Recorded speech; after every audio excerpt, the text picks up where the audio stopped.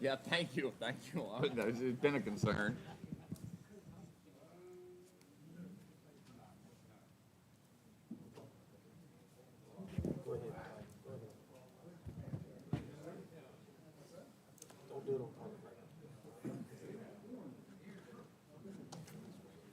Good to see you, Tex. He didn't hear you. I don't know. That's what you get when you wear shorts and a cowboy hat. He's prepped. You all good down there? All right. All right, I'd like to call the Board of Supervisors meeting to order. As always, let's start with the Pledge of Allegiance and a moment of silence. I pledge allegiance to the flag of the United States of America, to the republic for which it stands, one nation, under God, indivisible, with liberty and justice for all.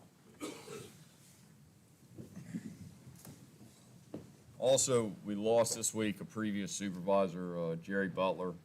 He served, was it 2 terms or 1 term? 2. And he was a good one. So, a few many thoughts.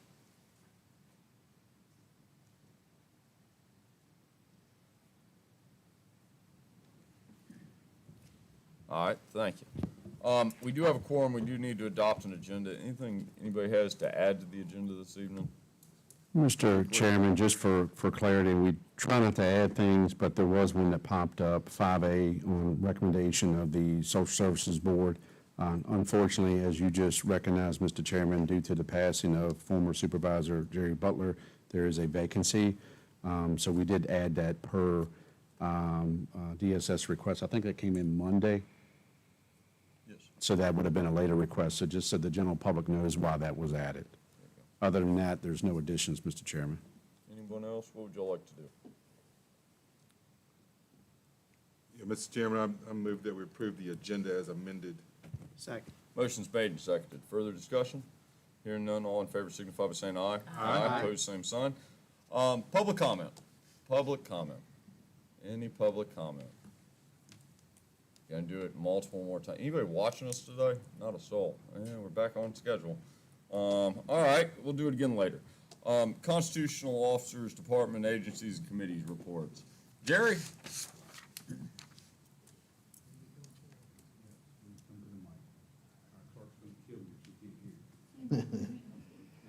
So we had a really, Yeah, that's not gonna be the problem. we had a really busy week, this past month. We hosted the Baseball Rookies All-Star Tournament. We hosted a 13-team district All-Stars for softball from Charlottesville, Orange, Culpeper, Louise, and Madison. This past weekend, we hosted 11-team UVA lacrosse tournament with teams from Virginia Beach, Richmond, Northern Virginia, Maryland, and D.C. We have also hosted numerous American Legion games as well, baseball games. We have over 40 kids for summer camp, employing 20 counselors with 9 counselors per week out of 444 spots for summer camp. We have filled 443. Coming up soon, we have the July 22nd and 23rd, we have a disc golf tournament. I was just had somebody stop me there the other day at the park. They were from Destin, Florida, Parks and Rec, and they commented on how well of a disc golf course we have. Said it was professional grade. Yeah. Who would have known, huh? Yeah. And just still we're hoping that we have more tournaments for disc golf. July 22nd, we're hosting the Skip Castro Band for Music in the Park. July 30th, we have the Who Ridge birthday celebration with a picnic in the park. And August 11th, movies in the park, family night out. And August 12th, our last music in the park is with the Road Ducks. Sure. Anybody got any questions for Jerry? Tracy, he's giving you a run for your money on this. He's got quite the list. All right, Ligon?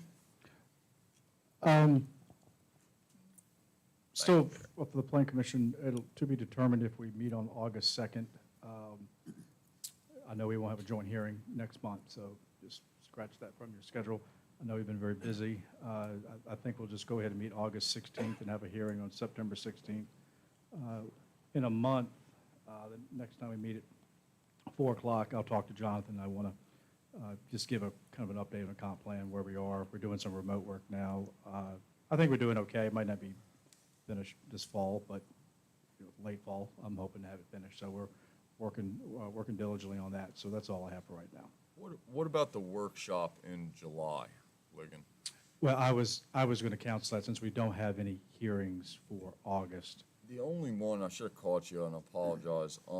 Al Ash wants to talk about his case that's over in Brightwood.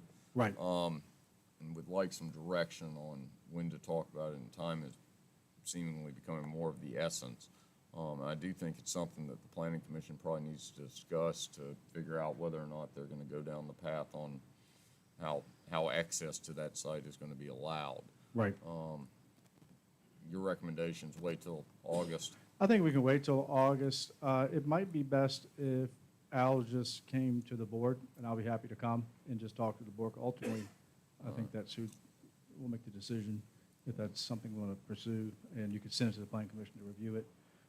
So maybe at one of our next board meetings, we could put that on the agenda to Yeah, there you go. talk about that. Yeah.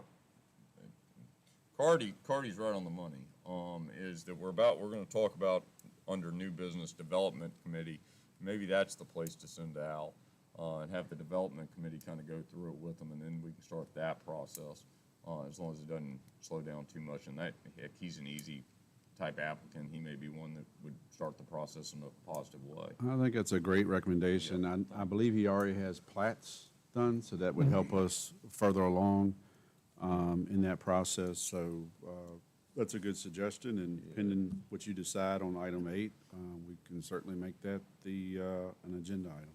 Yeah. All right. Any questions for Ligon? All right, thank you, Ligon. Ms. Warren?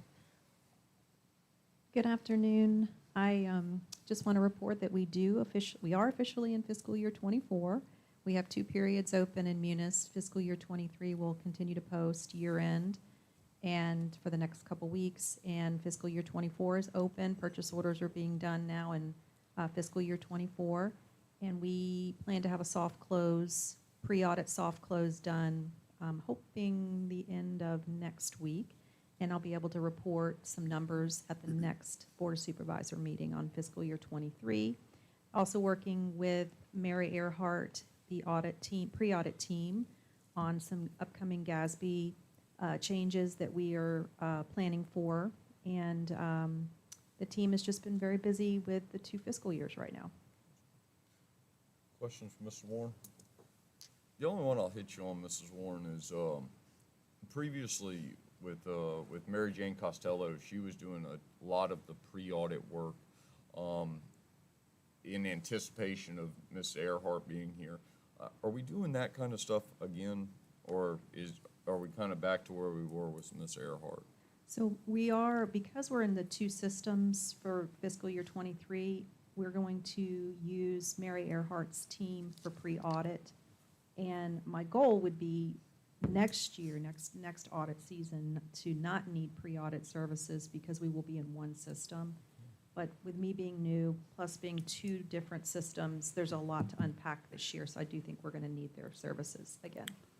Then we did budget for them. No, absolutely, yes, Yes. ma'am. No, that's definitely great analysis, and I know Jennifer is active in Tyler Phase 2.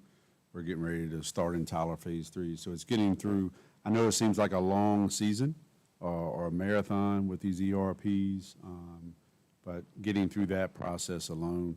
I would add that I believe Ms. Warren is tracking, we'll have a year-to-date or year-end report for FY '23 at your next board meeting. So she's been crunching a lot of numbers. We're working on a lot of future things too, analyzing some staffing and different stuff. So to be continued, a lot of her work will have crossover with you in the near future.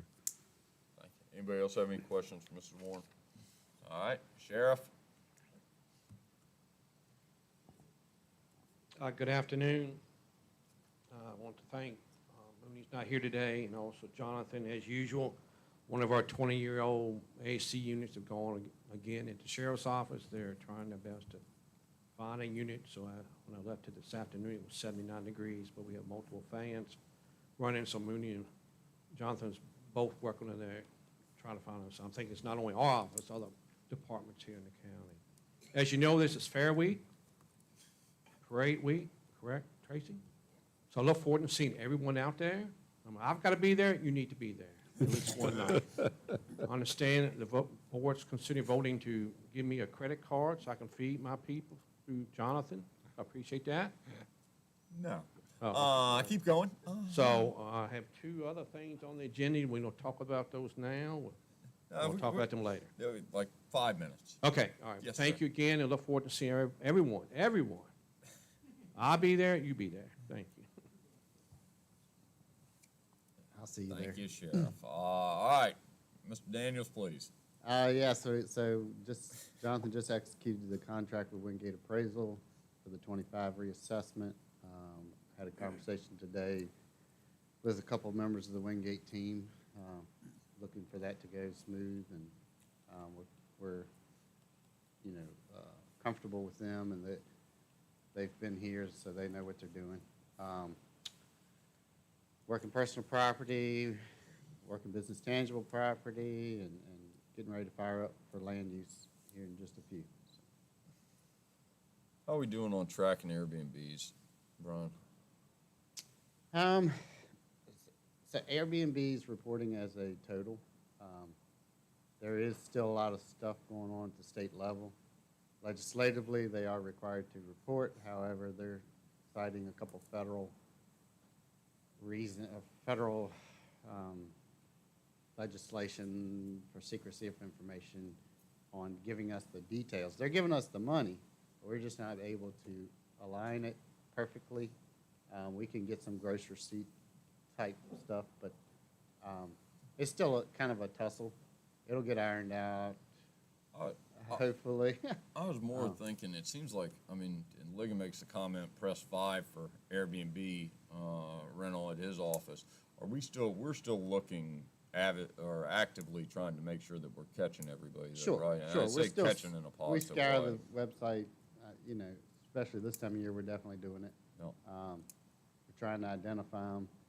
Of course, they're required to report, but, some of them are ignorant to it. Some of them may be trying to dodge a bullet. I'm not sure. Yeah.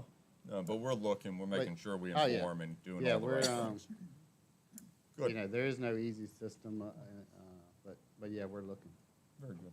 Anybody else have questions for the commissioner? Thank you, Brian. Yeah, whichever way. Gavin, please. Good afternoon. Short report, the emergency shelter upgrade grant is in progress as far as the project itself. The engineer's been out to the high school. He's looked it over, he's looked at the site and what he's going to be needing to do for that installation.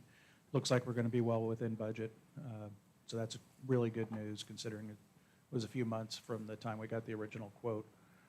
He does tell me that from the time that the generator is ordered, we'd be looking about 28 weeks for delivery.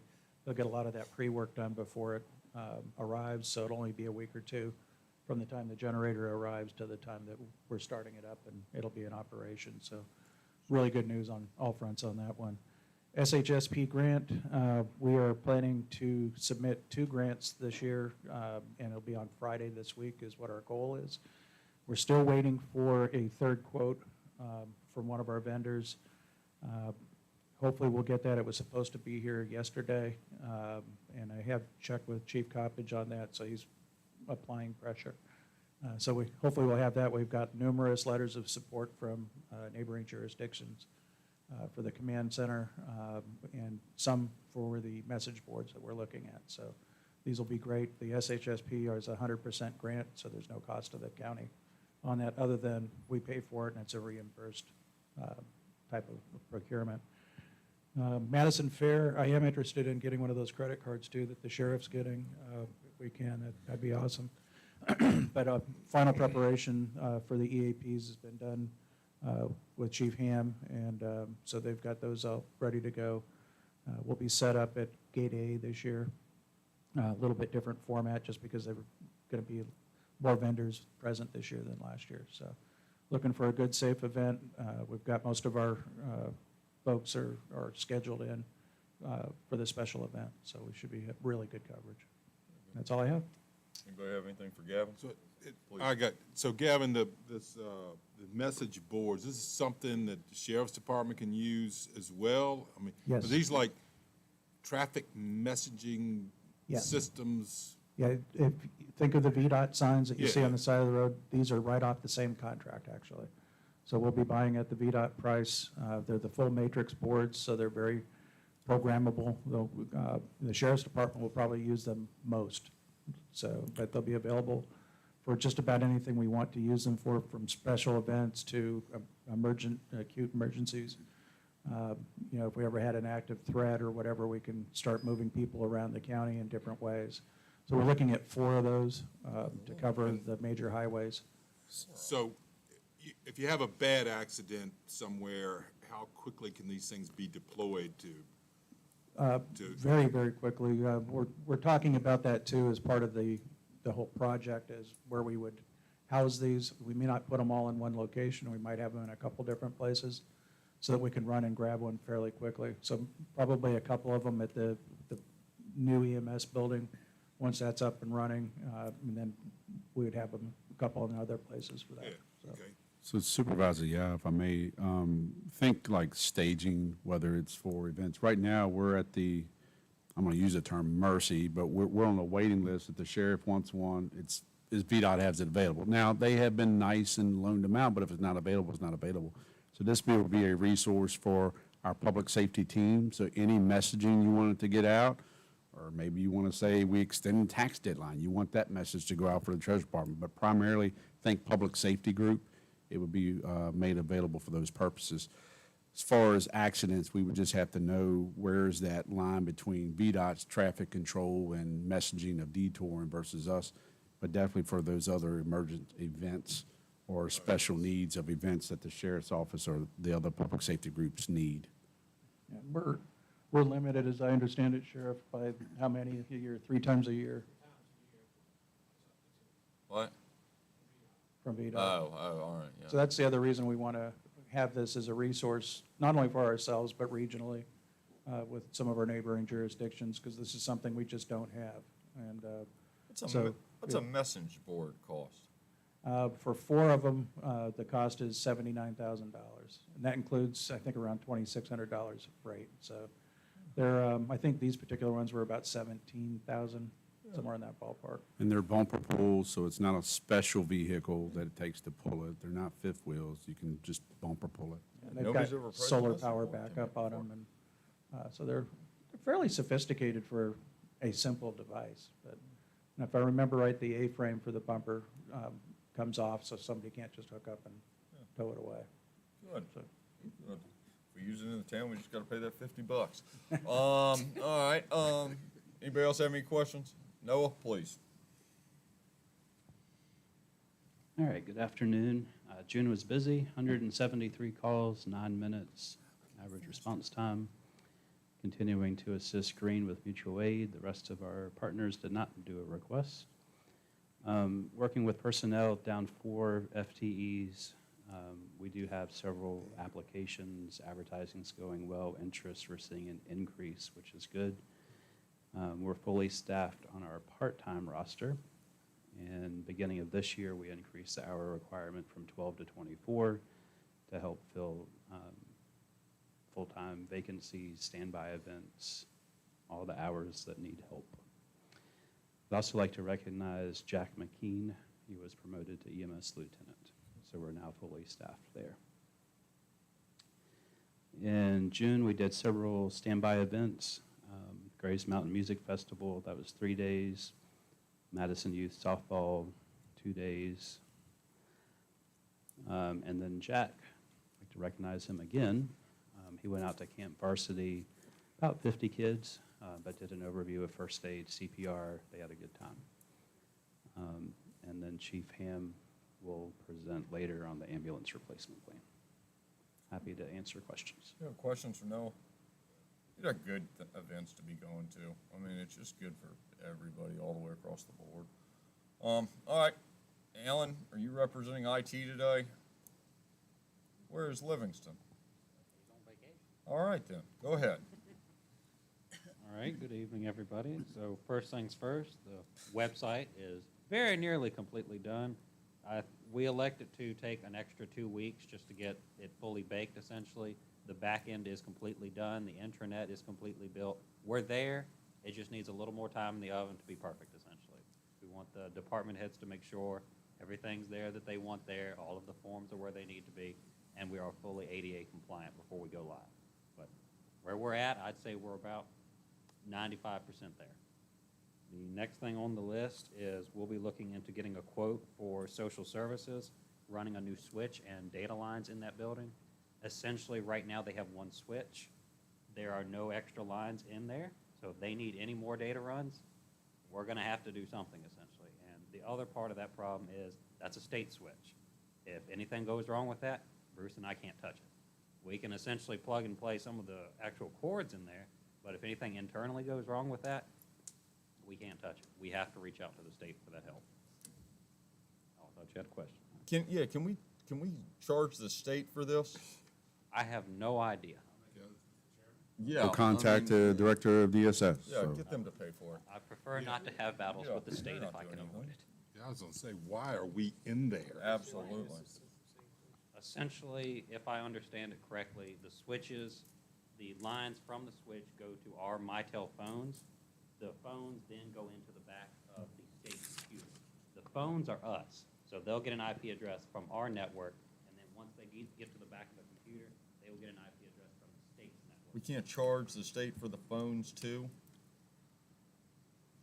I've got. Oh, I've got yeah, that. Since take the notes. phones are actually Get some our money from property. them. All right. Yeah, we've got Okay. some blend Yeah, of systems, absolutely not. Mr. Chairman. So part of our, this might not be totally related, but somewhat related, part of our upcoming cybersecurity efforts, you learn kind of what may touch different department servers, but what still touches the county. So even if the department wants to maintain kind of their isolation, if you will, we still have to understand how does that work in and out of our system. So even our phones, they're digital. It sounds crazy. Alan's able to program them now, so that saves $72 a crack. But it's about that asset. So as he's mentioning, who owns the asset, but where does it connect? So I think we'll set up a meeting with DSS to explore options. And what we can charge that way, we will do. But at least it may also help us on our cybersecurity efforts of learning, are there additional things we didn't know about or how we're going to handle it. What else you got, Alan? The next Thank thing you. is we are going to be working on getting our test bed up and running to build some VMs. Basically, that's just for our experience. We have a few VM servers. Right now, I need to be trained up on that, so in the future, I will be able to maintain those myself. And that's just where we're at. We're in the beginning stages of that at the moment, but we do have a test bed. Yeah, set up. all right. Virtual machine. Virtual, yes, all sir. right, good, thank you. Keep going. The replication to the cloud, which is our backups, is now up and running. We were running into some snags with it earlier, but all of those thankfully have been fixed. The only problems we're still experiencing is a few minor things here and there with our replication from our VM servers. So we're working with Unitrends to get that all ironed out, but we should be good to go very shortly. The other thing is we're going to be looking into some data options for the Commonwealth's Attorney and the Sheriff's Office. Right now, y'all have basically a share drive where you share information back and forth. That share drive is not very large. So if we go over that, the share drive essentially shuts down, and then we'll have to go in and fix it, and those files will be inaccessible for that time. So what we're looking into is essentially creating a SharePoint site. So that will make it easy for the sheriff and the Commonwealth's attorneys to interlock between themselves, and they will have their own dedicated file area where they can share files back and forth without any kind of risk to any of our other systems. Because it's a lot of space that they need. We don't have that right now. And we can't just drop another drive into the shared drive. The other thing, and I wish Clarissa was here to see it, fiber starts on Monday for the Commonwealth's Attorney's Office. Should be done that Monday. It may take early into Tuesday, but it should be done next week. The other good part about that is once the Commonwealth's Attorney's Office is done, we have approval from REC. The next thing they're going to do is the 414 building, which will also feed the 410 building as well. So fiber will come here. The only problem with that is we have no start date for that. It will be after Commonwealth's Attorney, but we don't have a start date. And I believe that's it. We've been talking about this fiber for like, I don't know, like 2+ years. I mean, you would think it would be easier to get done, but no, very good. Anybody have any questions for Alan? All right, Tracy. Thank you, Alan. The fair actually kicks off tonight. The pageant is tonight. So my granddaughter's outgoing baby, Miss County Fair, will be riding through tomorrow as baby Miss Madison, 2023. Lots of entries from what I've seen. The fire department gets many of them directly, so I don't know how many's in it. We don't get the final printout, the lineup, until tomorrow afternoon. I get that question a lot. We still have them coming in. So I just came back from the Regional Commission Tourism meeting, and Michelle Edwards was in there, and there was a vacancy on the Food Council. So she looked directly at me, and besides my expert knowledge on food, it's also because they're kind of combining our Twin Rivers Trail with Purely Piedmont. And so having everything on one website and sort of their same members in one group as in another. So unless anyone else wants to be on the Food Council, I will take that. You gonna get us a restaurant? It has- Hopefully, please. Sure. Thank you. I don't think that's what they do, but I yes, hope so. absolutely, absolutely. Ribbon cutting for Shenandoah Survival is on Thursday morning at 10.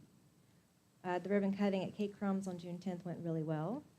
Working on Taste of the Mountains VDOT permit and the Christmas parade. Regional Tourism Committee, that was today. Our local TOC committee is on Tuesday, the 18th. Also meeting with the Central Virginia Small Business Development Center at my office on the 24th, and that's after the CIC meeting in Charlottesville, which I'm going to do virtually. We had the SEDS meeting with Camoin Associates, which I think went really well. I'm signed up for the Governor's Summit on Rural Prosperity in October. I've had to miss that a couple of years. That's a good one. I'm already signed up for the Governor's Summit on Tourism in November. And Effect TV, basically Comcast, reached out yesterday to see if I would be on their panel. Her boss's boss asked if they could interview clients to see how video has helped them. The reason they reached out to me, not bragging for me, but because of our video that MAP Drones did, made a huge impression. So that was really cool accolades that I need to let Westcott know about. I'm still working on ARPA and a slight possible Virginia Tourism grant that's due on Friday that someone just said they were interested in yesterday, which I'll be working on Thursday and Friday. Here's something you may not know. Since you mentioned events, I love promoting everybody else's events. Out of our region, I'm the only tourism director that plans any events. Everyone else only promotes other people's events, which is why we're doing a free training workshop September 20th. That's happening actually in Culpeper. Event planning 1-on-1 with Dr. Maggie Daniels, Professor of Tourism at George Mason University. So that's to help people plan their own events. But of course, we do help as much as we can. And I think that's about a few new businesses in the works that I can't really say a whole lot about now. But things are going in the right direction. Yeah. That's the way to be. Are we renting any of the offices currently upstairs? One is rented through August. Foothills Housing is renting the one in the back. So she has an adjoining office that we were charging the $200 for, and then Hannon is using one of the other offices. So we have a small office that's available now, half of that other office that's $200, and one will be available after August. So there is availability. All right. The only other one I got is, and we met with because Camoin Associates talking about the planning district, and kind of gets gray because they're working with both planning districts and what it really sound like 9 and 10. But talking about economic development in the region, and that was super neat. And kind of came out where we all kind of know. When do they expect to have their report back? Do you have any idea, Tracy? Not yet. I All haven't right. heard yet. It was, I had a good time. I thought it was pretty interesting. Anybody else have any questions for Tracy? Broadband, we're just kind of in a waiting period still, because the funding was supposed to find out for Virginia June 30th, and then they're hoping for that BEADS funding for federal funding. Still waiting, hope to hear more information soon. And we did talk to REC. I know Mr. Henry's in the crowd, but we did talk about make-ready work the other day. So it sounds like our make-ready work is mostly engineering at this time, not necessarily pole work. All right, thank you. All right, that covers all of that. Nobody's online, Alan? All right. We do have a consent agenda. We have minutes from 6/13/23, and then we have two supplemental appropriations, FY '24 number 1 and FY '24 number 2.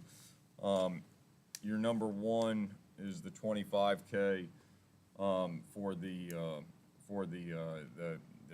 defibrillators, and then you've got the $164,000 on the second one.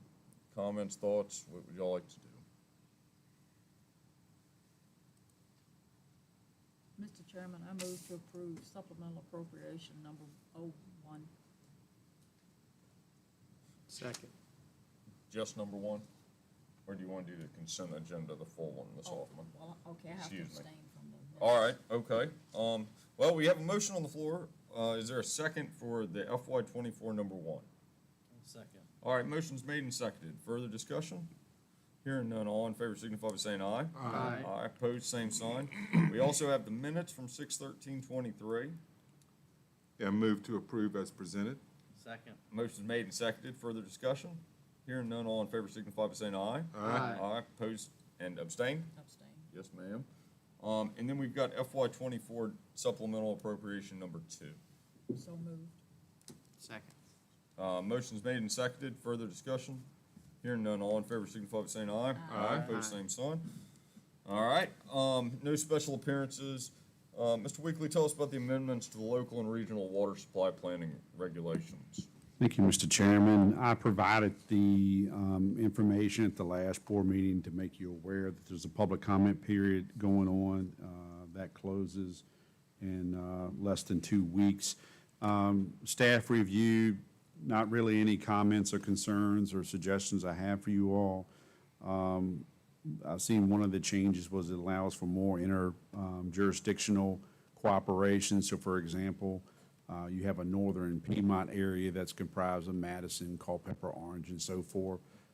Orange has indicated they may want to do water supply planning with Fredericksburg. Amendments to the local planning would allow that. But overall, staff doesn't have any concerns on our side. Last time we paired up, included the town of Madison.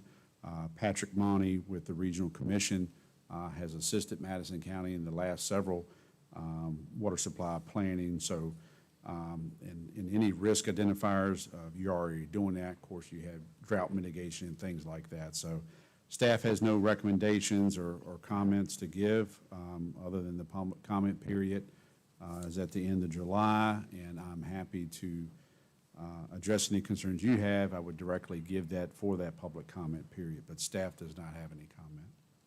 Anyone have any comments, thoughts on this?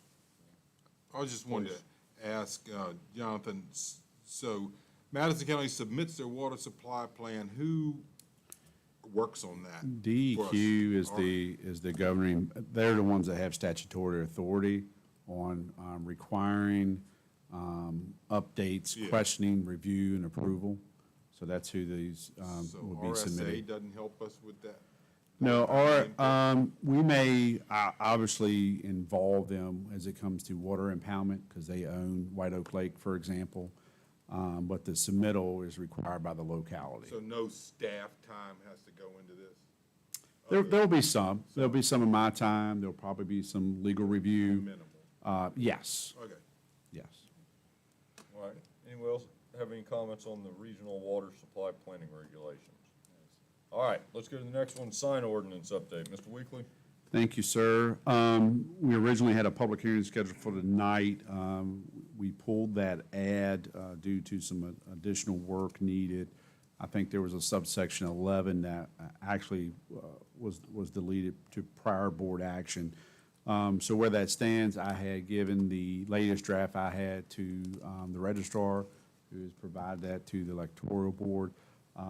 Mr. Smith has some suggestions, recommendations. We'll be giving that directly to legal. Legal will review. Ultimately, if we can get it to a draft form that encompasses all concerns and/or questions or addresses matters that are concerning to the electoral board.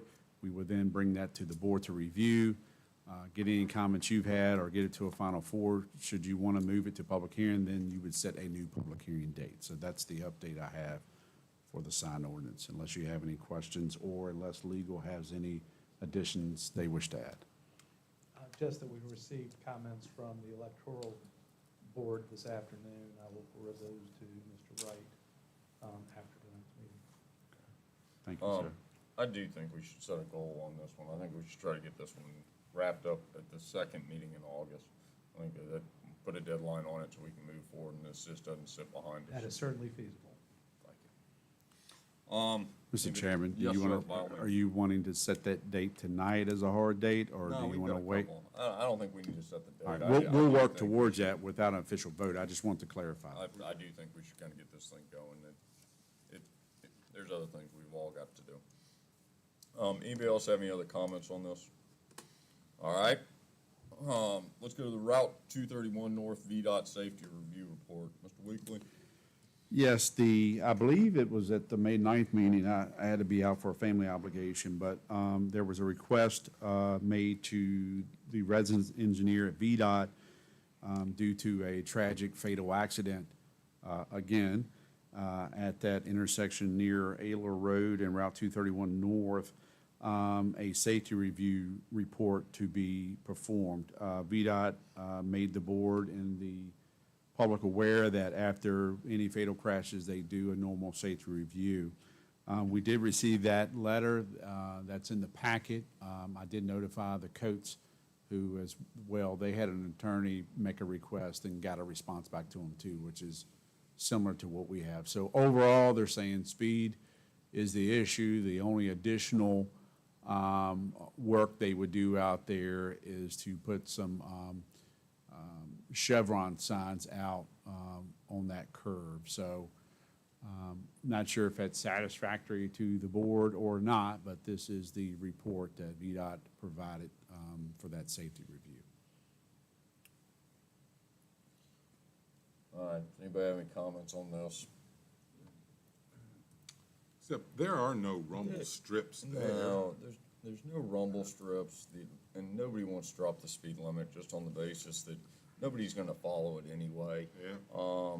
They've got the advisory speed. It's a bad curve. We've seen two accidents with both fatalities on it. It would be nice to see them do something. Would rumble strips be, and who cares? And I'm sure they have to study it some more or something just to waste a bunch of time. Any additional, whether you require an additional review, or if I may use an example, when we were talking about the concern of the dangerous intersection of Oak Park and Locust Dale, Rapidan Road, kind of that area, we went back and said, look, rumble strips, we realize it's for side streets, but it would give you some kind of hearing or visual for 15. I think, knock on wood, it has improved that intersection a lot. So if you want what they call extra traffic engineering or considerations, you certainly can make that request. That's an example of What do them. you think, Sheriff? I mean, what? It wouldn't hurt. I mean, anything would help it. Basically, going to the curb banks you, throws you the wrong way. It does. My opinion, that's not the correct curve. No. That's that curve to the right. That's, they would help, that's correct. Just to provide some awareness and potentially slow people down a little bit. Y'all want to ask VDOT to go back and look at this and maybe put in some rumble strips like in the road instead of the median, or not median, but the middle line, like they have. So that seemed like a reasonable request. I mean, 2 sets of fatalities at this intersection. So It's a bad rumble deal. strips north and Yeah, south? yeah, Okay. I'm sure they're gonna have to study it for 6 or 7 months or something, but, get them to do something. Good Lord. Thank you. Anybody else got anything on that one? All right, new business, Social Services Board. We have a recommendation for Shelley Banks with the passing of Mr. Butler. This is the recommendation at this point. Anything to add? Other What's his than term? the term, I believe it's a 4-year term that they set. This would be, so just for transparency and clarity, They had 4 applicants last time with 2 vacancies at that point in time. You appointed at your last meeting due to the recent occurrence, as the chairman just stated, this one's open. So they just, instead of advertising again, they consider the 2 remaining applicants, and Ms. Banks is one of those 2. Not to be confused with Carrie Banks, who you appointed. This is Shelley Banks. So this is the DSS board recommendation, and I think they have a meeting coming up next week. So they like to have a full board going into that meeting. Any comments on this one, Ms. Hoffman? Anybody? What would y'all like to do? Mr. Chairman, I move to approve Shelley Banks for Social Services Board. Second. Motion's made and seconded. Further discussion? Hearing none, all in favor, signify by saying aye. Aye. Opposed, same sign. All right, Taste of the Mountain Street Festival, trash disposal fee waiver. We do this every year. Do this Seems like a every good thing to year. do. We're appreciative of the football team. You just moved to approve waiving the disposal fee for the refuge from the Taste of the Mountain Street Festival. And then I send a letter out to, in this case, I guess it would be the chamber, as well as I copy our Updike Operations Manager so the scale house knows. Anybody have comments, thoughts, or a motion? What would y'all like to do? Yeah, Mr. Chairman, I move that we, we waive the trash fee for the Taste of the Mountains Festival. Second. Motion's made and seconded. Further discussion? Hearing none, all in favor signify by saying aye. Aye. Opposed, same sign. All right, EMS renovation engineer proposal. Mr. Weekly? Thank you. This is taking a little bit, but I want to make sure I've vetted this thoroughly. We utilize one of our 2 existing professional service agreement with engineering services. This renovation proposal is based on the scope of work in option 1, which was initially reviewed by the renovation committee, and is what I brought back to the board when we talked about the preliminary engineering report, which provided the estimate, which ultimately you put in the budget, the $771,000. Of that, there's around $100,000 for engineering. I believe we received an additional $100,000 through LATCF funds that we will consider putting towards this. The task order specifications in our service agreement does not allow any individual task order to go over 100,000. So we did ask them to break it down in 2 different task orders. You have one proposal for the design and bid work, and then the other proposal is to cover construction administration, which would deal with any change orders, statements that come in, invoicing, any of those kind of contracted services.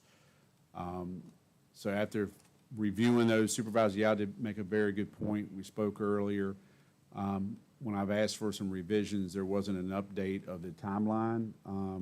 So if you look at the timeline to complete, and both proposals are a little different, I would just advise that the board approves this tonight. I would go back and have Hurt and Profit, before I sign the copy, I would have Hurt and Profit to align those, because they probably need to adjust their completion date based on any approval here tonight to make sure that construction timeline, or that timeline to reach construction, is adequate and accurate. Questions, thoughts? What do y'all think to do here? Yeah, Mr. Chairman, I mean, I read through both of them, and I could understand them. So I thought that was Pretty good. yeah, that was good. I thought it was thorough. Like I say, I mentioned to Jonathan the completion dates. One was in March, one's in November, so I thought they were pretty thorough and covered all the bases. I mean, Dustin probably, I mean, they're talking about the electrical stuff, all the, we're talking about the need for, or the, not a need for upgrading some of the service. Yeah, what's there, I mean, it's never been used to its full potential, so. So that And was I all mean, good. Yeah, I mean, I don't see any concerns with it, I mean. No. It's not gonna get any cheaper, so. And we've kind of preliminarily checked. I and it looks vetted like it- through some, I yeah. mean, unbeknown to this, and I've checked around some other industries just to see dealing with square footage and the type of renovations. So actually, would be a little less than what some other firms would charge.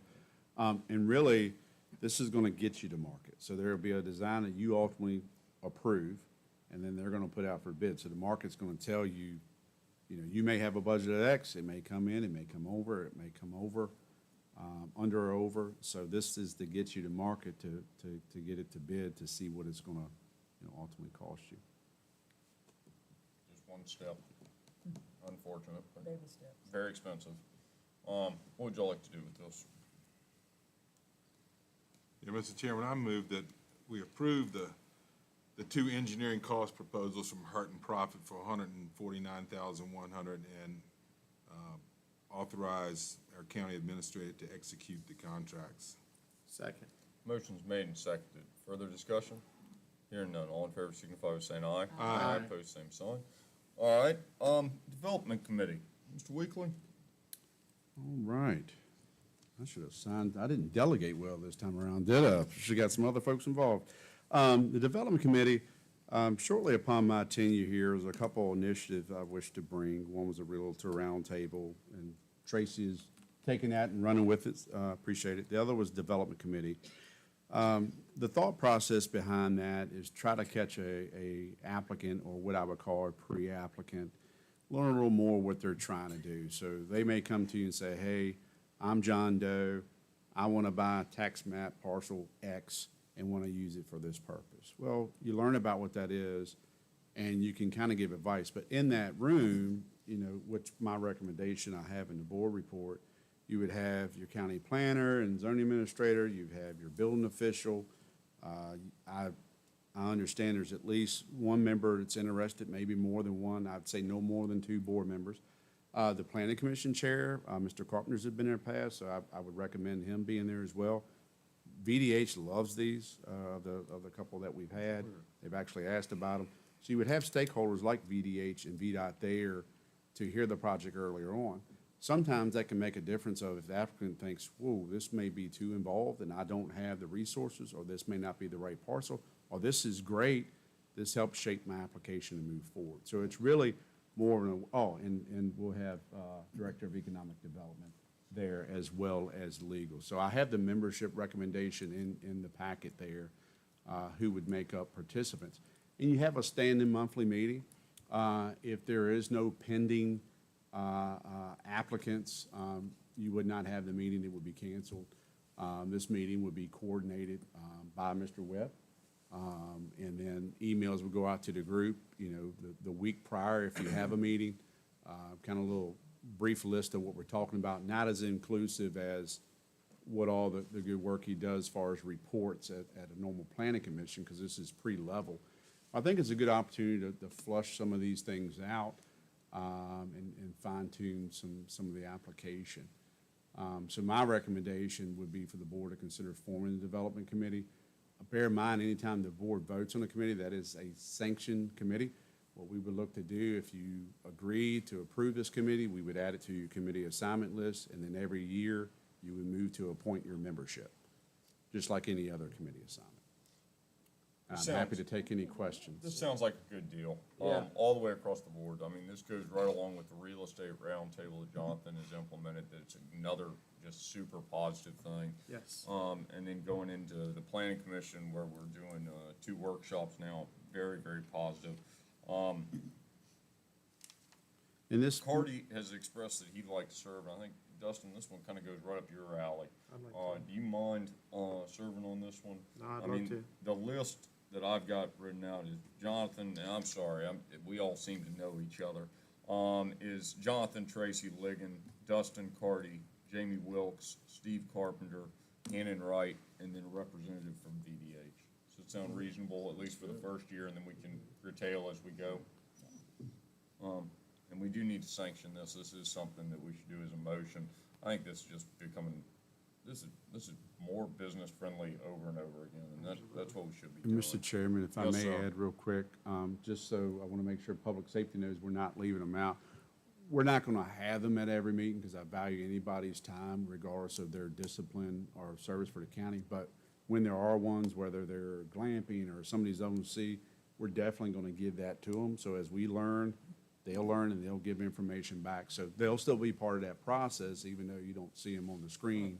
We wanna make sure we're vetting it either at the emergency management coordinator level or through the whole group. So I just wanted to add that for food for thought. While they're not an official member, they will definitely be a part of the official review and any input they We have an have. excellent team, both public and private.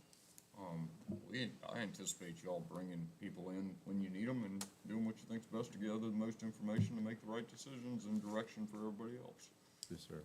This could please, save some staff time too, if, Yes. you know. Absolutely. And we've already, just this evening, kind of identified a potential first case to kind of go through this thing. Alesh is talking about it, it's a complicated issue, this is a good one for it. What would y'all like to do here? Just additional comments, Mr. Chairman. Yes, I sir. think this is a great idea. It should greatly improve our planning and approval process. And I also think it could be a vehicle for future implementation of economic development policy. Absolutely. So I would move that we implement this committee with the membership as presented. Second? Motion made and seconded. Further discussion? Hearing none, all in favor signify by saying aye. Aye. Opposed, same sign. That's great. No other new business. Let's go to the discussion. EMS ambulance replacement. I hear, Mr. Ham, you gonna do a presentation for us? If you wanna go to that section. Can you hear me please. okay? Yes, sir. I apologize for such a long presentation, it's only about 8 slides. So, keep it kind of short and sweet for you, so. This has been I'll start out with this, has been a long process, even though this presentation is very short. We started this in January, up to now, and it's been a lot of time and effort put into this. A lot of time. So it's not an easy proposal to go through. So, next slide. This is kind of where we started. Of course, the Mercedes, the 2017 Mercedes is gone. It lasted about 6 years. It started having electrical problems, and Mercedes couldn't fix it, so it's no longer in the fleet. If you look at the numbers, Medic 20, Medic 30, Medic 40, Medic 50, 2019s and 2020s, right? They're fairly new in age, but look at the mileage. And we'll come up on mileage pretty soon. Those trucks, two of those were bought with COVID money, 2020s. So we look at our mileages. You know, Medic 20 is a 2019, it put in service in 2020. Medic 50 that's one we inherited from the rescue squad. We've only had that truck in service for us about a year, which we put 17,000 miles on it in the year we've had it. One thing that's not in there, and I'll share with you, is I pulled current numbers on mileages as of today. And I gotta put my eyeballs on it.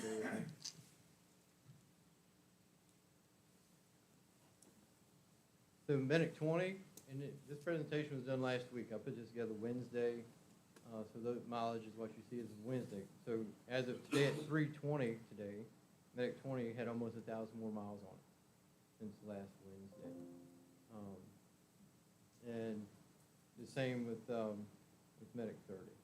That's our two top runners right now. So those trucks have almost 1,000 more miles on them since in a week. So knowing that it's going to take us almost 3 years to get new ones is why we're doing this now. What we paid for, next slide. I think it's in the next slide. So what we paid, you know, we're looking at now. You're looking at 2019 and 2020s. It's going to take us 3 years to get something else. These trucks are almost 4 years old. Knowing it's going to take us 3 years to get them is why we're doing this project now. What we currently paid, what we paid for the 19, as an example, is $229,000. Basically $230,000. This same ambulance today is $450,000. Where's it going to be at in 3 years? It could be 500 or over. We've seen, you know, it's doubled in price just in 2 years. 3 years from now, it could be a $500,000 or $600,000 ambulance. That's why we started looking at this now. because of money and knowing it's gonna take us 3 years to get it. So in 3 more years, guess what we're gonna be doing? We're gonna be ordering a couple more, because it's gonna be 3 more years down the road. Plus, Ford is being Ford, and they only make so many chassis per year now. So there's an allocation with your Ford VIN, your fleet ID number, that may or may not happen next year. We don't know what Ford's gonna do.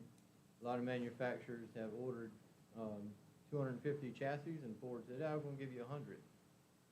We don't, the availability of chassis may not be there. So we'll go through these real quick. We looked at 3 different vendors, 3 different manufacturers. 2 of them have the same dealer, but it's two different manufacturers. So Road Rescue is one of the manufacturers. First one we looked at, their dealer is Atlantic Emergency Solutions out of Manassas. They're also the Pierce Fire Truck dealer. That spec is $459,109. The cost for 2 of those, $918,000. It's going to take us 3 years to get it from time of order. It'll take us 3 years. Next. Another one we looked at was PO Custom. Goodman Specialized Vehicles is their dealer. They're out of Amelia, Virginia. PO Custom is located in the it's on the Jersey Shore. So a little closer, but it's the Jersey Shore. Same type of truck, but all 3 of these are on a Ford 550 four-wheel drive chassis. No thrills chassis. It's got a power seat and stuff on it, but it's a Ford chassis. And all the replacements are diesel, I assume? All the replacements are diesel, yes, sir. Yes, sir. That way we don't have a mix Yep. like we do now, gas diesel fleet. We're going all diesel. The price difference, you see a price difference, $453,000. That does not come lettered or graphics on it. By the time we had a $3,000 allocation in for this one, we're back at the same price. So all these were within the same ballpark. Again, 36 months to get those. Next. Wheel Coach. They've been around for a long time. Wheel Coach their dealer is Atlantic Emergency Solutions. Also, again, I said the same dealer as the Road Rescue. The Rev Group product. Everybody knows Rev Group. Both Road Rescue and Wheel Coach are Rev Group. Again, a 550 chassis. They are cheaper, $428,000. But there's some big differences. It's less man hours to make that truck. The installation package is not there like the other trucks have. So there's some big key items that make that truck cheaper. It's basically R12 insulation in the walls and some plywood. The construction's a lot different, but it's less man hours is the big thing. So our proposal, the committee's proposal, is going with proposal number 1, the Road Rescue from Atlantic Emergency Solutions, and kind of here's why. We're looking at, obviously, an increased delivery times while we're here, but also superior installation package is one thing we picked Road Rescue on. Their build is very similar to what a Horton or a PL higher-end truck. They're right there with them. Storage ability. This is a bigger box like the one we inherited from Rescue Squad. So we have more room to store what we need to carry. Everything we're buying is definitely a little bigger, bags, all this stuff. We're running out of room on the shorter body. We are out of room on the shorter body bronze. Atlantic has service centers in Charlottesville and Manassas. And they also have a body shop in Roanoke. That's one thing that's not in there. But with the Charlottesville and Manassas service centers, they also have a road service, so they can come to us. And that's one thing we're running into kind of right now is the ability to come to us and do service on the job.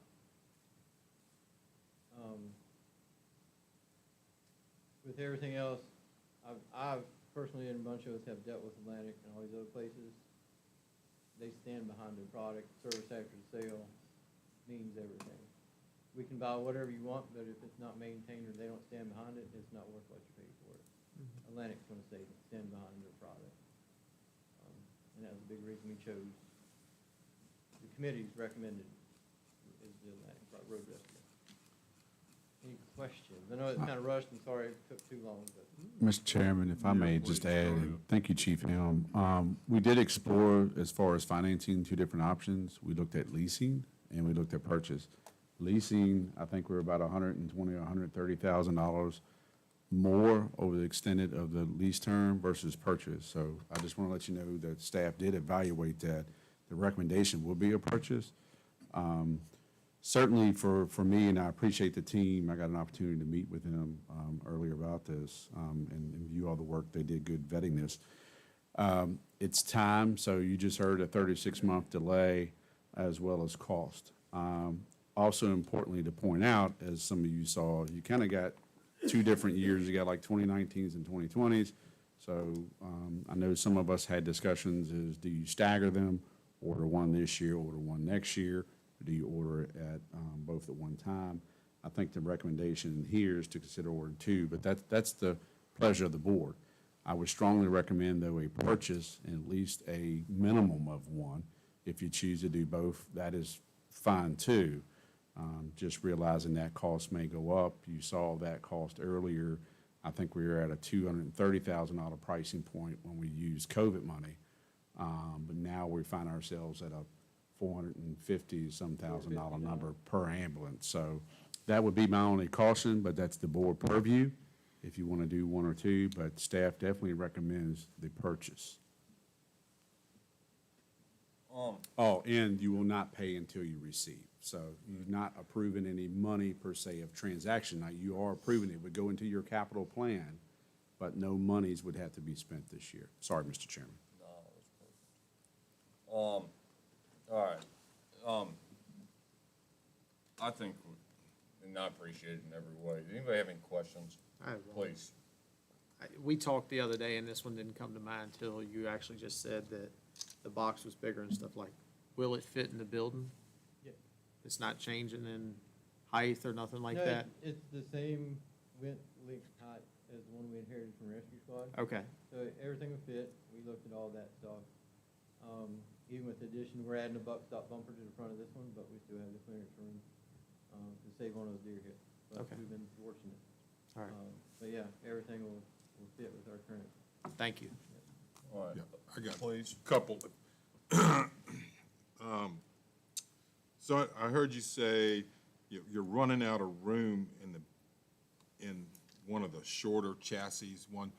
What causes that? I mean, you have newer equipment, more equipment that's going in Right, these units? We've Huh? added some things that we needed along the way, so they come in, one of our pediatric bags, it's a little bigger bag. Uh-huh. We've added Stuff. a newer vent, which is bigger, so all this stuff is bigger, and we're restricted on compartment space in the smaller one. And the bigger trucks just gives us more compartmentation. Yeah.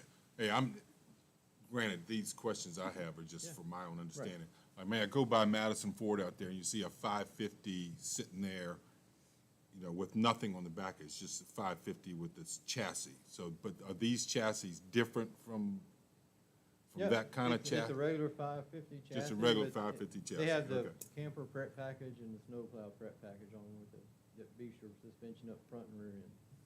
All But right. And it's called an ambulance prep package, but that's what it is.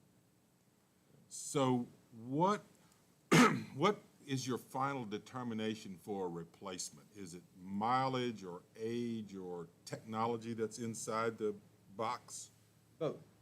All three of those Right. things So go into it? So mileage and age, whichever one, so 6 years, what we're saying is 6 years, 150,000 miles. 6 years, 'Cause if you look at- 150K. Right, so if you look at how we run, not just us in Madison, but in the industry in whole fire rescue, we're not easy on these apparatus. They go from cold to hot, back to cold, right? Call comes in, we jump in, hit starter, it's wide open. That's hard on engines, it's hard on wear and tear, it's hard on the chassis. Yeah. And then just running up and down the road mileage, we're not easy on nothing, fire rescue, we're not gentle on anything, Pressures get thrown in and out of the truck, the backs of them get beat up, bags get beat up. So it's time and mileage combined. Some do more, some do less. And diesels extend the life of these vehicles or not? Yeah, I mean, the diesel has more, we have more torque, more power, and But actually. not necessarily more lifespan. They do, overall, they have more lifespan if we were gentler on them. Yeah, You know, you buy diesel for longevity, right? yeah, But right, not- 'cause- we don't drive them like you drive your pickup down the road. yeah. Um, My cousin, you know, he bought another road tractor, and it only had 600,000 miles on it. It's like, all right, you know, this is, what a deal. Right. Um, But, you know, This is, but we're hard on them, it's just industry. All right, you got more? well, I think in your presentation up there, we want to get these things staggered, but I don't, oh, is that? Yeah, that's where you I'm go. going. All right, I think we all understand we're gonna have to buy ambulances. Ambulances, obviously, are not cheap. The difference between the three different options, I'm inclined to go down the path of the committee's recommendation of the road rescue ambulances, the option one. Is everybody okay with that? The caveat to this, though, I think that we should order one, now, then order another one next year. The only reason I say that is that I think taking $1 million hit on these things every couple years is just not a good way to go about it, and it's bad for fleet management. If we're always kind of cycling one through, and there will be a couple years that we do not cycle, but we should, like we've done with the reassessment, and some of we used to do it on, no, I was thinking social services, we used to set money aside years and years ago, but we should be doing the exact same thing when it pertains to these, and setting that aside so we can budget and not make it such a devastating hit every couple of years. My recommendation is that we go ahead and order the one ambulance, the road rescue ambulance, the 550 with the diesel for $459,109. And that's the one that has the service, all the insulation, everything that y'all need. But we do that now, and then we order another one this upcoming year, just so that we can start cycling through these things. We all remember ordering one year for the sheriff's office, and it wasn't the sheriff at fault in any way. It was us, frankly. Is that we didn't order. We had to order like 10 sheriff's cars one year, and that is hard on everybody. And I just don't think that's a real good way to do this. And if we can start on the path, we know that these things are going to get more expensive. We're going to have to continue buying them as they become more expensive. Getting away from the Euro ambulance is probably a good direction to go. Ms. Hoffman should be happier. I don't know. I think that we should do one and then do another one next year. Yeah, and if you look at, that makes sense, because if you look at how much money we have to put away on an annual basis to cover the, say, that 4-year period, it's about $250,000 versus $330,000 if we bought both now. Yes, sir. So that would kind of smooth that. That's right. That's right. Anybody else got any? I know that's not what y'all are looking for, but I think that's probably what we can sort of do, is that go Yeah, I along mean, with it? And it's one thing we can take back to the dealer and work with them. We're gonna order one now. We will order another one next year, and kind of getting this cycle. So they work with us, we work with them, we make, you know, and we can try to control that Flow. flow a little bit. And who knows, if we get something working with them, then they may not, you know, the prices might not be so bad. We're gonna have an increase. Oh, they're gonna be terrible. It's gonna be an increase. It So looks who very knows what this bad. ambulance next year is gonna cost? You know, so, No, these things are gonna be expensive, and the other side that, and we are all very aware and want to maintain the smallest footprint that is responsible. But over the years, chances are we'll have to buy more ambulances, and that goes with staffing and all these things. But I think incremental movement in that direction that's appropriate and responsible is kind of the direction that we're at this point. Probably need to have some type of motion to proceed with the purchase of one ambulance, or the order of one ambulance, with the intended payment being in basically 2 years, 2.5 years. What would y'all like to do? Mr. Chairman, this motion would only be for purchasing the ambulance now, and then we would consider the next one next year. You okay down here? You got any questions on this? No, Looking at you. no, I'm good. I just trying, trying to figure out how we get a rotation in there. And that's what we're working on too, on our end. Yeah. The whole maintenance plan and trying to get these things spaced out a little bit, you know, because everything got grouped up at once, and we are working on how to handle that too, so. The only other one, I was talking to Jonathan about it, and the ability for these, service companies to come out and take care of this. Y'all tracking like service on all this stuff and trying to Yep. lump some of that service together, I'd hope? Yeah, and we're actually gonna be meeting with one vendor we're using on getting on a more of a regular schedule. So we'll be like, hey, every 3 months, show up, and they do everything in-house. It's gonna take him a couple of days, but he'll do everything here unless something breaks or whatever, but then he takes it back to his shop in Manassas, so. That seems to be the way people that run responsible fleets, not farmers, Yeah. take care of things. So Atlantic does that? Yeah, so these two will be serviced by Atlantic. Okay. We're using another guy right now with our current fleet. But these will be serviced by Atlantic. Since they're new, we'll go to them because of all the warranties and all that stuff. And once those warranty drops off, then they would fall into our current maintenance vendor. I'm looking at y'all fellas back there. Gentlemen, y'all have anything to add to this? Yeah. Absolutely. Absolutely. Thank you. What would y'all like to do? Mr. Chairman, I move that we approve the order of one road rescue ambulance is displayed under ambulance replacement proposal number 1 for the amount of $459,109. Second. Motion made and seconded. Further discussion? Hearing none. All in favor signify by saying aye. Aye. Opposed, same sign. Thank y'all. All right, this one's cheaper. Zoning fees.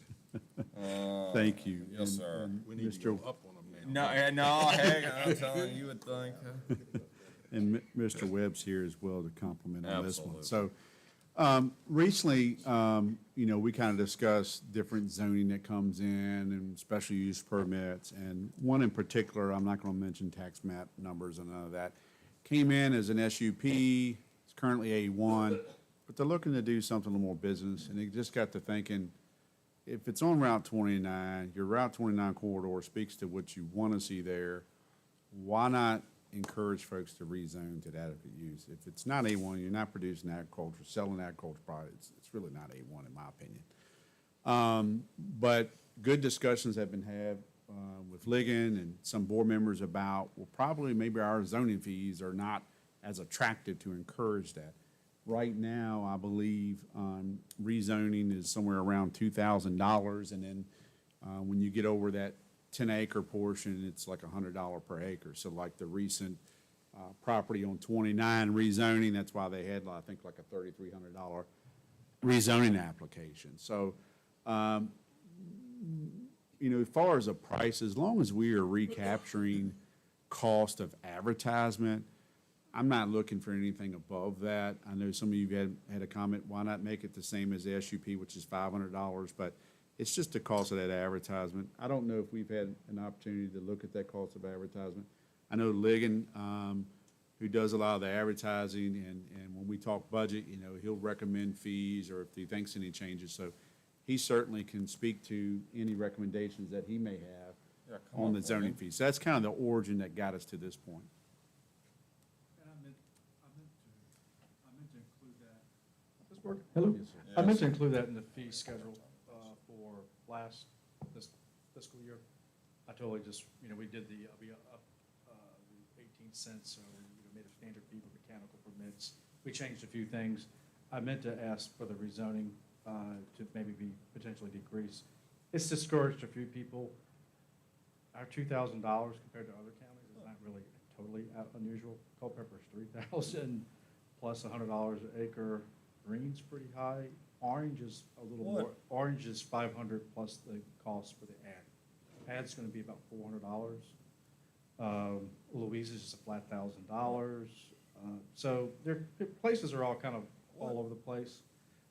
I would recommend $800 plus $100 per acre over 5 acres. I think that would put us. What's the difference in advertising cost between a special use permit and I'm going somewhere, and Yep. this is not the positive direction. What is the difference in cost between a special use permit application and a rezoning application? There's And no extra. why are we nickel and diming everybody? Why are we not charging just a flat fee, $500 and move on with Yep. this? Trying to incentivize people to make zoning work the way it should. What about staff time? Does it? There you go. I would think that staff time would be more involved with the SUP than it would be a rezoning, but About the same. all right, so. I mean, am I just I am shooting from the hip. I think it's ridiculous to overcharge people. Yeah. And the county works for the people of Madison County. Let's $500. Let's be done with this. I mean, is that the wrong way? My opinion is, just this particular case on 29, it should be rezoned business, so let's don't throw something to block them for doing what should be done, so. And we can always vote against it if it's used inappropriately. So, I think, Yeah. I think 500 is reasonable. so Mr. Chairman, just so we can get your thoughts together, and I want to ask for clarity in a minute, but the next step would be, should you want to see some kind of change? Because this is part of our administrative fees, so whether it's dog tags or building permit or zoning fees, you approve that every year during the budget. So we do advertise for that. You have a public hearing. So even if you want to change it, that would be the process to do it. Am I hearing a consensus on $500 for the Yeah. rezoning? So what we'll do, assuming it's okay with the board and legal is okay with this as well, we would draft the necessary language to advertise proposed change to zoning fee to the $500, schedule your public hearing. I think you already said you want to have one on the 25th. You want to add this one to that, or excuse me, the second meeting of August. We can have the public hearing set for that date, but that would be the next step, is to authorize staff to advertise for a public hearing to consider changing your rezoning fee. And then staff would do that. Sean, I guess they would have to set the public hearing date for the second meeting of August, if you so choose to have that date as well. Is that what y'all want to do? Yes. Let's do that. All right? Thanks. Thank We'll you. do that. Do we need a vote on public hearing date? Are we good on that? All right, thank you, sir. Thank you. Thank you, Ligon. Simple one. All right. Anybody else have any discussion items? Hoover Ridge Project Committee update. Mr. Weekly? Yes, sir. I just wish to inform you, since the committee has been, was formed via vote by Board of Supervisors, we had one meeting with the engineer so they can develop the scope of work and provide a cost proposal. So I will be scheduling another project committee meeting soon. I received today from the engineering, they had to do a revision, so we will look to set up another meeting soon. As you recall, the Hoover Ridge Outdoor Recreation Center is what drove this to the board of forming a committee. You did budget in your capital plan roughly $212,000 to move that initiative along in FY '24. So as we have updates, I will bring those to the board. Most likely, next steps on this is the committee gets it to a point where they're happy with the scope of work, and the fee seems within reason. You are still the authorizing body, so the committee would give me a recommendation. I would bring that back to you all for consideration and/or approval. So those are kind of the next steps that I'm tracking on that project. You want me to move along, sir, Anybody have questions on that one? All right, please, let's go to the next one.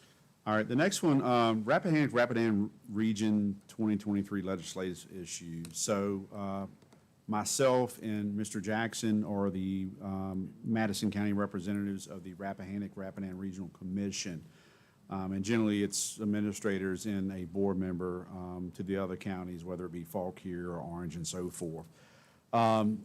throughout the year or a certain part of the year, we'll talk about concerns of counties, what may be some upcoming legislative issues. And then Patrick Monning, the executive director, takes those and gives them over to what I'm going to refer to as our regional lobbyist, Mr. Eldon James, who takes that directly to the General Assembly and lobbies on behalf of these issues. So as being proactive, I want to make sure a couple different things. One, you are aware of what's being put forth. I realize we are your representatives, but you need to understand what's being put forth. Do you agree or disagree with those issues? As well as, are there additional issues that may be legislative issues from Madison County? Mr. Jackson, I think, or Mr. Chairman, excuse me, I think there may be a solar one or so forth that you had concerns on, but it's really to make you aware. So if Madison has an opposition position in any of these, certainly we don't want to have our name behind it. I've looked through these. They're pretty good ones. I mean, we want to try to do things that improve mental health as well. I don't see the sheriff here anymore, but as well as improve with SROs or shorten the times that their deputies have to stay with TCOs. So a lot of those legislative issues are included in there. Certainly, the budget process didn't go well on their part. We was hoping that they would hold harmless for the FY24. Maybe they'll get it done. I don't know. But I'm happy to take any comments, or if you have additional issues you wish to be added to this list, I would take those and give it to Mr. Monty to have it added to the list that's before you here today. Please. Mr. Chairman, Mr. Weekly, I've just got a couple of concerns to pass along. And these are probably going to get electrocuted. That's what it's going to be. Mr. Barry, I'm holding you responsible for that if that happens. One is, and this is really a moot point and a given, but the longer this broadband is delayed, it's really hurting our economic development. And I know it's got 1,000 puzzle pieces when it should only have a few, but we need to really impress upon our federal and state representatives that this has to move along. It's always, well, it's going to be an extra year. It's going to be an extra year. And I hear complaints from citizens, well, when is my broadband coming? Or, this is really hampering economic development. So that's one thing I would emphasize. And the other thing, and I know that this is probably something that will never happen, but I've had arguments with our state senator over this. The Commonwealth of Virginia, when it's doing its budget and it's looking at tax changes at the state level, it can kill us at the local level with their policy change. Yeah. And they need to be more cognizant of the fact that when they sneeze, we get pneumonia. And I know one of the things was over the sales tax, the groceries tax. And, I argued, let us have our 1%. You can take away the state, but we can't afford to lose that $400,000. So they would just kind of, instead, I know they can't get a budget passed, politics, but that's something that really hurts us. And I think they need to be reminded of that periodically. Yes, Thank sir. you. Yes, sir, Mr. Jewett. The only one that I've got on my list, and that was very good, Jim, I was talking to a lobbyist, a state lobbyist last week, and she went down the path that there may be a push at the legislature to make solar a by right use, sort of similar to the way that breweries are by right at this point. Understand that it's one being pushed on the personal property right side, and then on the completely opposite side, the environmental direction is pushing that as well. I think not just in lieu of our case that we voted on last week, but I think that's a responsibility of localities and not something that the legislature should take away from us. And I'll get some more information on that, but I do think that's we talk about zoning and land use being a county function. The state interfering in that I see as not the correct direction to go. I will definitely take any contact information you have, Mr. Chairman, add that, because that does take away local zoning authority, which is. All right, Carl. I got one thing. I'm a little confused. it says the 2023 legislative issues. So these, we're looking at historical stuff that was presented during our legislature, or should this say 2024 legislative issues that are being lobbied and trying to get some results in this coming legislature? It's to mainly, now, some of these are carryovers, but it's to get in upcoming legislators. For example, some of the transportation, I know Supervisor Underwood and Culpepper is really pushing a lot of these transportation initiatives and how some of that tax goes to the state, but really doesn't come back to the locality to do roads. So my understanding, this is to push forward to the upcoming session, but some of these are carryovers. All right. I mean, I just asked that because me, I'd look at this, if this was stuff that was discussed in 2023 legislature, then I should go start digging around to see how'd that work out for you, type thing, you know? Right. Okay. Right, good point. All right. Anything else? All right. Anything else, Mr. Weekly? No, sir, Mr. Yes, Chairman. sir. Got anything, Mr. Gregg, on this one? I just want to add, I know you're getting ready to go into closed session, so for those who are applicants here for interviewing with Planning Commission, if you just hang tight, the board's got to go through their formal process to go into closed session. We're gonna take a 5-minute break. All right, Ms. Turner is going to escort you to the conference room, and when the board's ready, they're going to bring you in one at a time in order. So please be patient. We appreciate your time here tonight. All right. Public comment. Public comment. Any public comment? We all want to commend Chuck on his big hat. All right. No public comment. Closed session. Thank you all for coming. Yeah, Mr. Chairman, I move that the board convene in closed session pursuant to Virginia Code Sections 2.2-3711A1 for personnel and 2.2-3711A7 for consultation with legal counsel and briefings by staff members or consultants pertaining to actual or probable litigation. Second. Motion's made and seconded. Further discussion? Hearing none. All in favor signify by saying aye.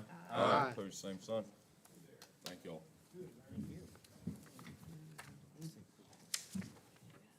This conference is no longer being recorded.